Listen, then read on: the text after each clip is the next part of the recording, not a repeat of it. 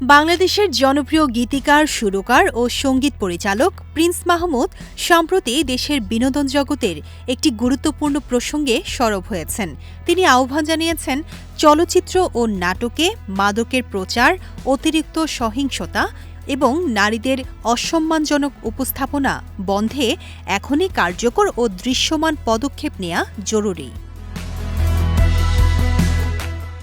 Social মিডিয়ায় দেয়া একটি পোস্টে প্রিন্স মাহমুদ বলেন, দেশের চলচ্চিত্র এবং নাটকে মাদক, অতিরিক্ত সহিংসতা এবং নারীদের অবমাননামূলক প্রবণতা কঠোরভাবে নিয়ন্ত্রণ করতে হবে।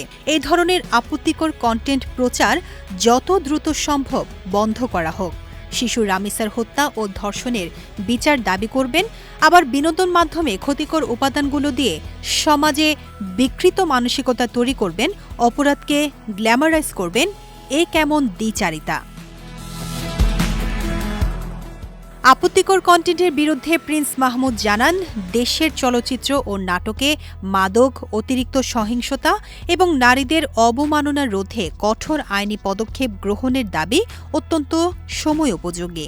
বর্তমানে বিদ্যমান পেনাল কোড এবং তথ্য সম্প্রচার মন্ত্রণালয়ের নীতিমালা অনুযায়ী এই ধরনের আপত্তিকর কন্টেন্ট প্রচার সম্পূর্ণ নিষিদ্ধ।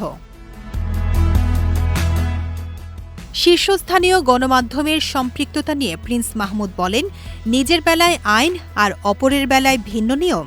আমাদের নিজেদের বিবিধ প্রতিষ্ঠান শীর্ষস্থানীয় পত্রিকার সঙ্গে জড়িত, যারা নিজেরাই সময়ে অসময়ে শিল্পীদের নিয়ে মাদক ও সহিংসতা বিরোধী প্রচার চালান, আবার এসব কন্টেন্টে বিনিয়োগ করেন। কি আশ্চর্য! ইদানিং আবার সিনেমা হলে বয়োজ্যেষ্ঠদের দিয়ে এসব কন্টেন্টের প্রশংসা করানো হচ্ছে। ঈদুল আজহায় বেশ কিছু চলচ্চিত্র প্রেক্ষাগৃহে মুক্তি পেয়েছে। পাশাপাশি বিভিন্ন টিভি চ্যানেল ও ইউটিউবে মুক্তি পেয়েছে কিছু নাটক ও টেলিফিল্মও। তবে কোন চলচ্চিত্র বা নাটকে আপত্তিকর দৃশ্য রয়েছে সে বিষয়ে স্পষ্ট করে কিছু বলেননি প্রিন্স মাহমুদ।